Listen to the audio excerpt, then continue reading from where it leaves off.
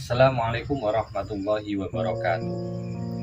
Banyak pertanyaan mengapa ulama tanah Jawa melarang umat Islam khususnya yang ada di Jawa ini menyelenggarakan walimah pada bulan Muharram atau Syuro. Padahal pada bulan ini Allah banyak menurunkan karunia dan juga para nabi mendapatkan prestasi-prestasi juga banyak terjadi khususnya pada tanggal 10 Muharram. Seperti halnya Allah menurunkan karunia rahmat pertamanya pada bulan Muharram. Nabi Adam diampuni dosanya juga pada tanggal 10 Muharram. Nabi Ibrahim lolos dari kobaran api juga pada tanggal 10 Muharram. Begitupun kisah Nabi Yusuf yang keluar atau bebas dari penjara.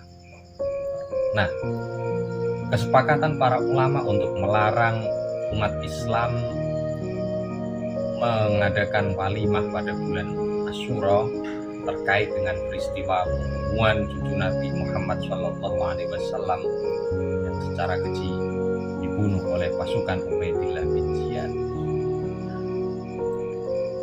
Namun jauh sebelum itu Nabi Muhammad SAW telah meramalkan bahwa cucunya akan terbunuh. Suatu hari ketika Sayyidina Husain masih kecil, Nabi Muhammad sedang bersama salah satu istrinya yaitu Ummu Salamah. Tiba-tiba Sayyidina Husain masuk ke dalam kamar Nabi dan bermain-main di atas dada Nabi. Perlu diketahui bahwa Nabi Muhammad adalah sosok yang sangat menyayangi cucunya Hasan dan Husain. Namun ketika bermain-main di atas dada Nabi, Rasulullah bukannya bahagia tapi justru menangis. Disaksikan dan dikisahkan oleh Ummu Salamah, sembari beliau menangis, beliau menggenggam sebongkah tanah. Setelah Husain selesai bermain-main dengan kakeknya, Ummu Salamah masuk ke dalam kamar dan bertanya kepada Nabi, "Wahai Rasul, mengapa engkau menangis?" Nabi pun menjawab, "Sungguh, tadi ketika Husain bermain-main di sini, malaikat Jibril turun dan memberikan sebongkah tanah ini seraya berkata, di tanah inilah kelak cucu kesayanganmu Husain akan dibunuh." Nabi pun menaruh tanah tersebut ke dalam sebuah botol dan mewasiatkan kepada Ummu Salamah untuk menjaga botol tersebut. Kelak jika tanah ini menjadi merah penuh darah, maka di saat itu pula cucuku Husain terbunuh. Namun sebelumnya Nabi sempat menciumi tanah tersebut dan berkata kepada Ummu Salamah, "Celakalah Karbala." Kita meloncat ke perselisihan antara Ali bin Abi Thalib menantu Nabi dan Muawiyah bin Abi Sufyan, yang mana Muawiyah adalah orang yang paling keras menentang kekuasaan khalifahan Ali bin Abi Thalib. Setelah Ali bin Abi Thalib meninggal dunia, maka umat Islam di Kufah melantik atau membaiat Sayyidina Hasan bin Ali, putra beliau. Namun pembaiatan ini ditantang keras oleh Muawiyah yang sedari dulu memang tidak setuju dengan kekhalifahan Ali bin Abi Thalib. Akhirnya terjadi perselisihan yang mengakibatkan Hasan bin Ali bin Abi Thalib terpaksa mengalah demi menjaga perdamaian. Singkat kata, setelah kematian Hasan bin Ali bin Abi Thalib dan juga kematian Muawiyah bin Abi Sufyan, tampuk kekuasaan umat Islam dipegang oleh putra Muawiyah yaitu Yazid bin Abi Sufyan. Selain melanjutkan estafet kepemimpinan ayahnya, Yazid juga mewarisi atau meneruskan estafet konflik dengan keluarga Ali, keluarga Hasan, dan khususnya yang masih hidup yaitu Sayyidina Husain bin Ali bin Abi Thalib, adik Hasan bin Ali bin Abi Thalib. Provinsi Kufah yang pada saat itu dikuasai oleh Muslim bin Aqil mendapat perlakuan diskriminatif dari Khalifah Yazid bin Muawiyah Maka Muslim berinisiatif mengundang Husain sebagai keturunan Ali bin Abi Thalib sekaligus keturunan Nabi untuk datang ke Kufah. Kemudian dia beserta 100.000 warga Kufah berencana membaiat Husain bin Ali bin Abi Thalib sebagai khalifah dan tidak mengakui kekhalifahan Yazid bin Muawiyah. Namun sayang seribu sayang, rencana Muslim bin Aqil ini diketahui oleh Yazid bin Muawiyah sehingga Muslim bin Aqil dicopot dari jabatannya dan dibunuh oleh Yazid bin Muawiyah. Jabatan gubernur Kufah kemudian diberikan kepada Ubaidillah bin Yazid yang terkenal Raja Tega.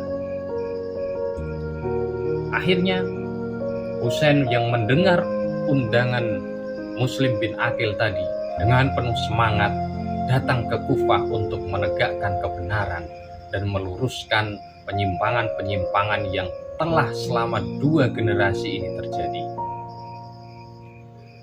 Beberapa kerabatnya sempat melarang, namun Husain tetap memaksa demi tegaknya sebuah kebenaran.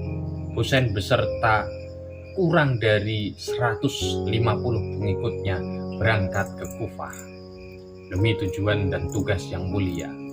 Namun apa yang didapat? Ketika ia berangkat ke Kufah dan berhenti di sebuah tempat yang bernama Karbala, di sanalah ajal menjemputnya. Lahumul Fatihah. Kedatangan Husain beserta 150 pengikutnya disambut oleh 4.000 tentara di bawah naungan Umar bin Sa'ad bin Abi Waqqas. Sa'ad bin Abi Waqqas yang termasuk salah satu sahabat yang dijanjikan Nabi masuk surga, namun keturunannya justru memusuhi Husain bin Ali bin Abi Thalib, cucu Nabi. Umar bin Sa'ad bin Abi Waqqas tentu saja tidak berjalan sendiri. Dia diperintahkan oleh gubernur Kufah yang telah digantikan oleh Khalifah Yazid bin Muawiyah, yaitu Ubaidillah bin Yazid. Kalah jumlah, tentu mustahil bagi kubu Husain untuk memenangkan sebuah pertarungan. Walhasil, setelah menumpas seluruh pasukan Husain, tinggallah tersisa Husain ditemani anaknya Ali Asghar yang masih berusia balita. Husain dengan gagah berani menemui 4.000 pasukan seraya berkata, "Lihatlah nasabku, lalu lihatlah diri kalian. Apakah layak bagi kalian untuk membunuhku?" Namun ucapan tersebut tidak digubris oleh pasukan Umar bin Sa'ad bin Abi Waqqas. Bahkan ketika Husain memintakan air untuk anaknya yang kehausan, justru salah seorang dari pasukan tersebut melontarkan anak panah kepada Ali Asghar yang masih balita hingga meninggal dunia.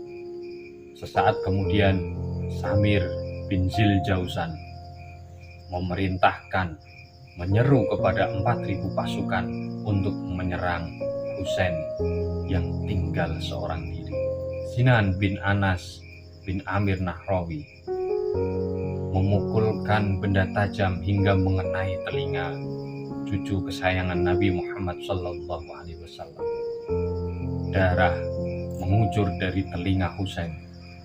Lalu Husain dengan tenaga yang masih tersisa merobek jubahnya yang berwarna putih untuk menyumpal darah yang mengalir deras.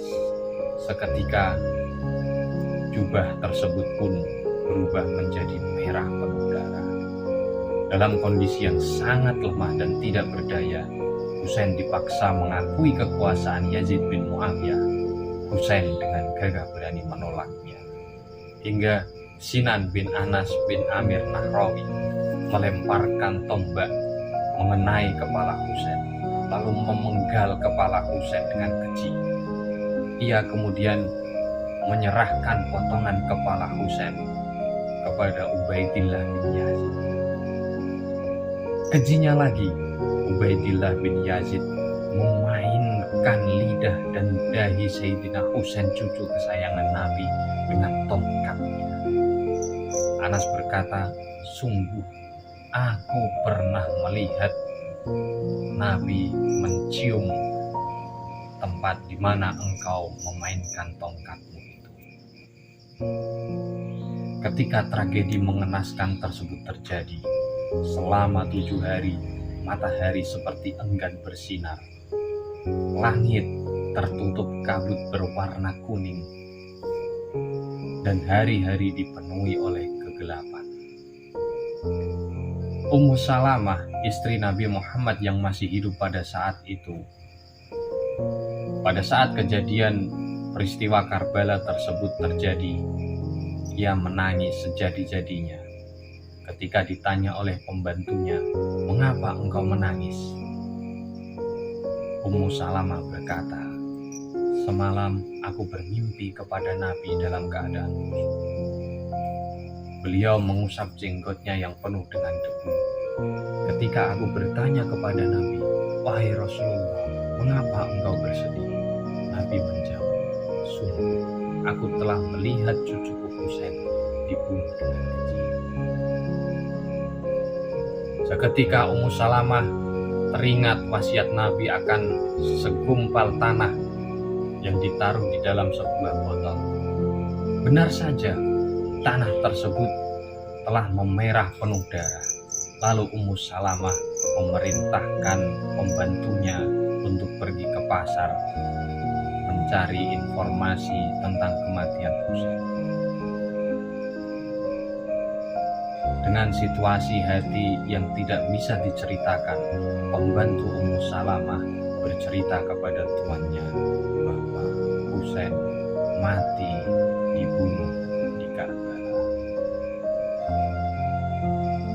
Dari kisah singkat ini bisa kita ambil kesimpulan bahwa pemerintahan versi khilafah bukanlah solusi yang baik. Buktinya, dalam pemerintahan khilafah banyak terjadi kemungkaran, banyak terjadi kerusakan. Bahkan cucu Nabi Muhammad SAW bukan hanya meninggal dunia, tapi juga dibunuh dengan keji oleh pemerintahan khilafah dinasti Bani Umayyah yang pada saat itu dipimpin oleh Yazid bin Muawiyah bin Abi Sufyan. Mudah-mudahan kisah ini bisa menjadi pembelajaran bagi kita semua dan tidak ada lagi konflik yang mempertentangkan, yang memperdebatkan mengapa umat Islam di tanah Jawa dilarang menyelenggarakan walimah pada bulan Asyura atau Muharram. Demikian, Assalamualaikum warahmatullahi wabarakatuh.